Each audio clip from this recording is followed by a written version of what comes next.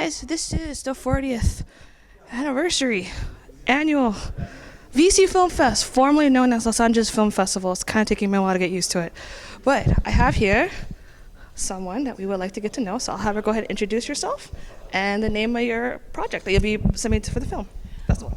Mabuhay, my name is Myhraliza Aala. I am the writer, producer, and lead in a short project that was screening this past Friday at the shorts program Life, #Life, and it's called Let Love Flow, and it's an Oh My Dating Hell story because it's part of a series that I started a few years ago.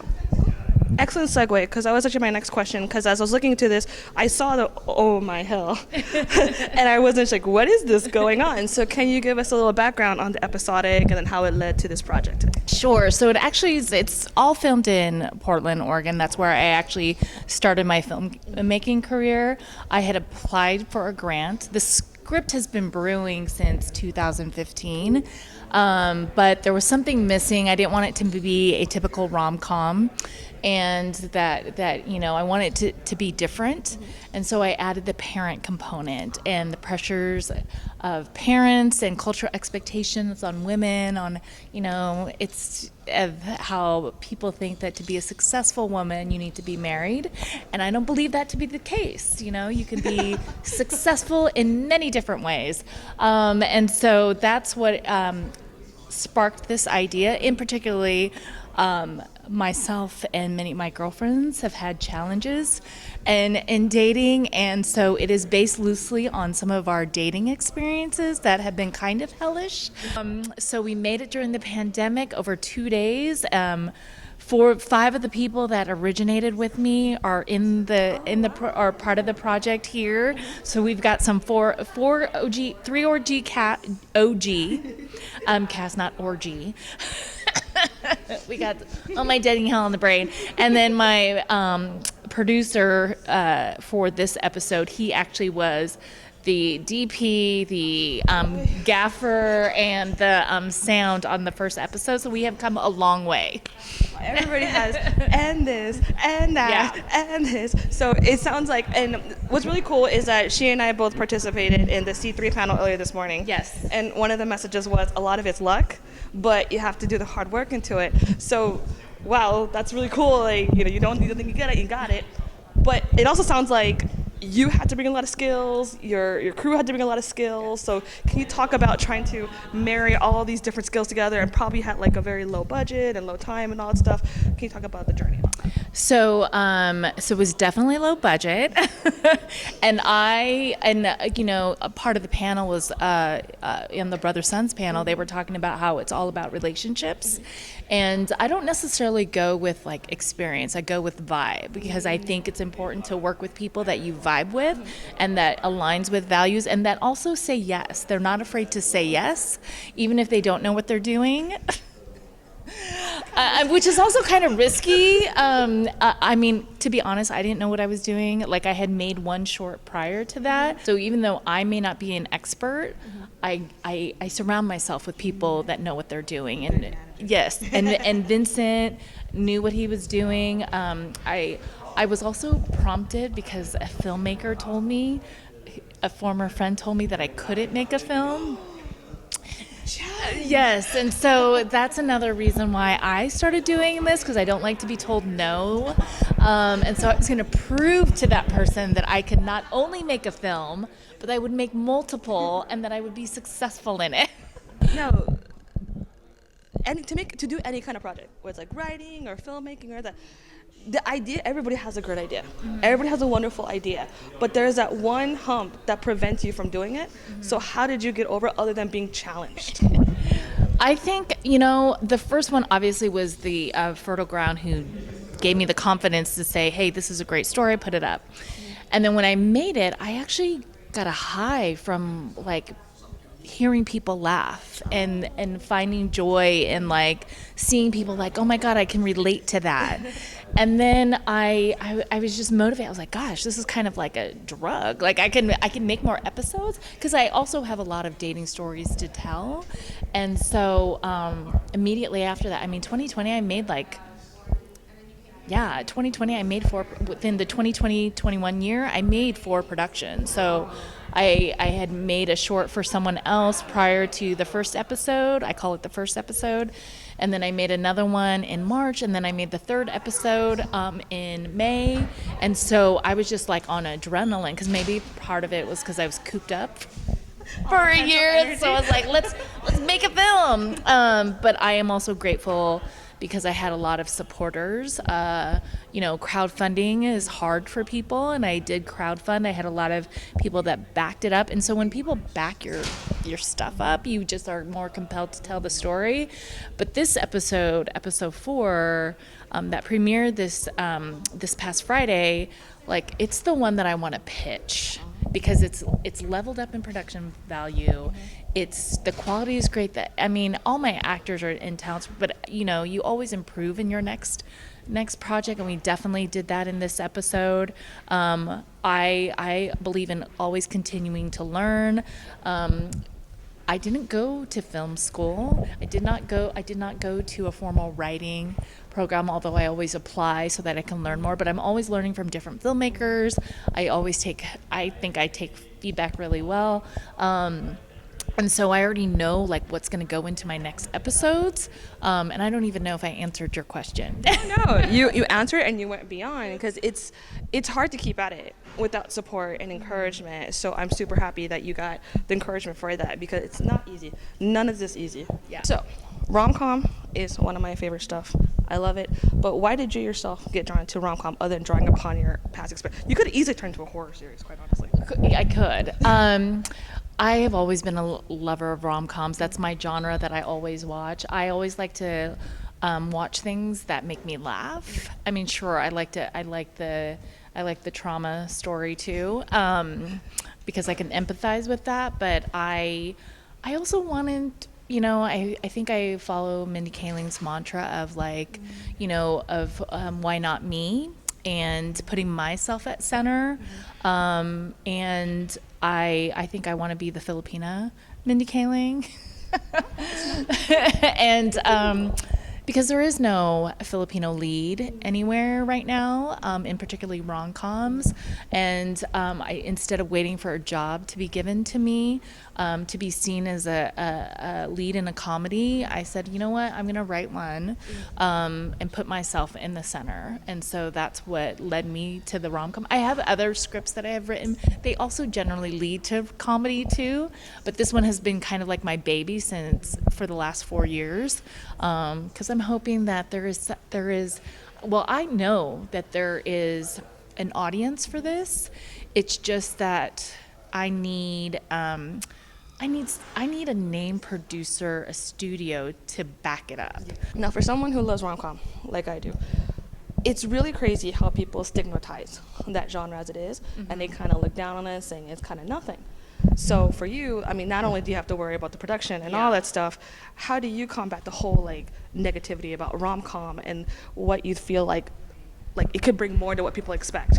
Well, what's funny is that people stigmatize it, but then people also watch it. They watch it.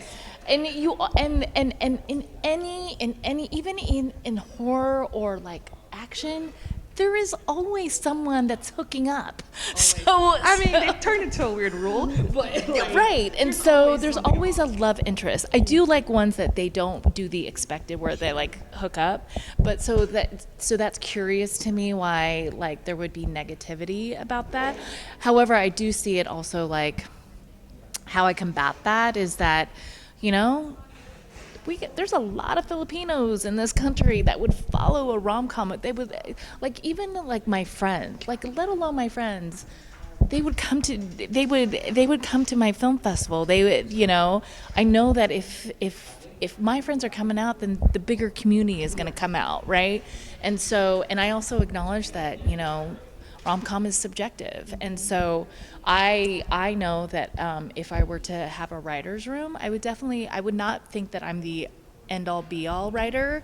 I would want other writers, and I actually invited a couple writers because I would like to see their feedback, and make the series stronger. Because, like I said, I don't have a background in that in terms of a writer's room, but I know in every episodic or sitcom, there are a number of people that build that. And so if someone was to come to me and say, well, it's not funny enough, and I go, well, you know what, I understand that, so then build me a team that would make this funnier. Because the base, because the base is there. I just need the team to back that up. Yeah, but I think you're getting there. You have a great support system, and rom-com is always fun, quite honestly. So it's really exciting to see what you'll go from there. So then another next question is, what's your favorite rom-com? So my favorite rom-com, this was based off of, I call my series The Mindy Project meets Sex in the City meets Friends. I do love me some Sex in the City, and but like I think the rom-com that I really, so those two for sure, but I think the one that I have on repeat, even though it's not a rom-com, but it's a coming of age rom-com, is Felicity. Felicity. So those are my three that I go to. Like even on Hulu, when I saw that they were gonna cancel Felicity, I was like, no. And then they brought it back for some reason. I think they heard my voice. In terms of movie, like, I think it's more episodics. Like I like episodics. Yeah, I mean, to be honest, any J-Lo one is. I love me a good J-Lo movie, a mother-in-law, a monster-in-law, or a monster-in-law, Made in Manhattan. What's the one with Matthew McConaughey? Yes, Wedding Planner. Wedding Planner, because I also used to be a wedding planner. Oh, the stories you must have. I know. So one of the things I read about you is that you want to show that love can happen no matter what the age. Mm-hmm. And this message, like you mentioned before, it has a whole moral importance in the Asian American community. Because I'm also Asian American. I get all that too. We all do. We all relate to it. Yeah. So can you kind of share why you want to put this effort into relaying that message? Well, I think my parents think there's no hope. That's it. It comes down to the parents. I know. I feel it. Like I could, even though they don't say anything, I could feel it. I can feel it when I come home. They're like, so, what's going on in your life? I know what that question means. Are you dating? That's the interpretation, right? But I just gloss over it. But I also think, like, in rom-coms, they usually put the ingenue or that they're in their 20s. Mm-hmm. And it's like, I have a whole slew of, while most of my friends are married, I have a whole slew of girlfriends that are single, that are my age or older. Some of it is because they were widowed, some of it is because they're divorced, but some of it is like literally we have not found our person. And so we are a big population out there, and the people, when I talk to women about this story, they're like, oh my God, I want to see that, because they can feel like the dating is hard. It is hard. It is hard post-pandemic. I think people don't know how to talk to each other. And so the struggle is still real. I think it's even bad for the 20-year-olds, because they're like literally just looking at their phone, and so just communication and just that, all of it is just hard for everybody. I mean, it's a lighthearted take on it, but it's a very deep well. Of toxic conversation, and I feel like that's what rom-com does. It makes you feel relaxed to talk about these things and to realize you're not alone.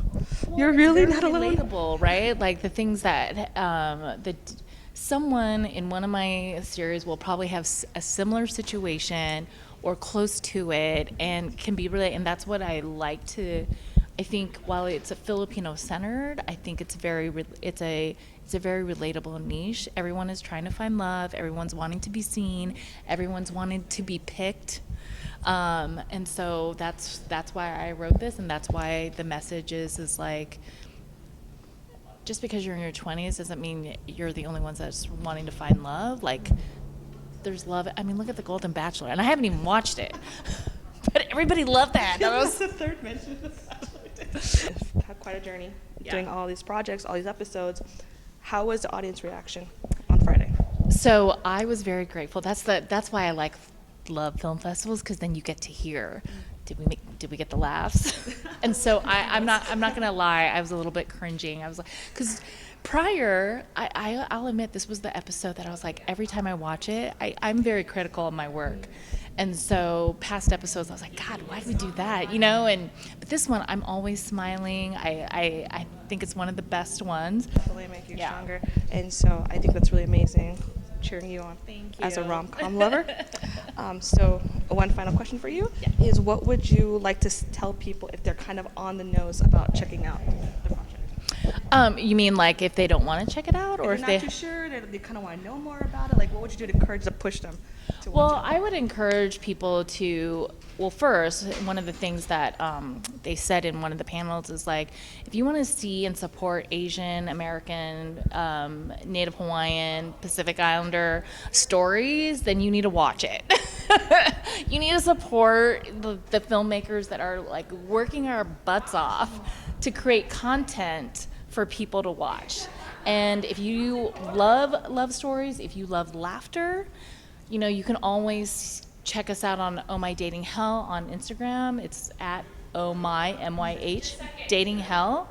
But like if our people are not watching our content, then how are studios going to support us? But I also know that there is if we said that there was a Filipino rom-com out there, I know a bunch of Filipinos would come out. But the thing is, they, just like any group, they want to see you in Deadline and want you to they want you to get the accolades first. But it's like we need the community to help us and to back us and to see that there is a following. And that's what I've been trying to kind of push, because if Brother Sun can get canceled, how am I supposed to get my work out if shows like Brother Sun's going to get canceled, or if NCIS Hawaii is getting canceled? Like all these shows that have Asian Pacific Islander, Native Hawaiians, and how are they going to survive if networks can't see that people are watching them? You gotta support. Definitely.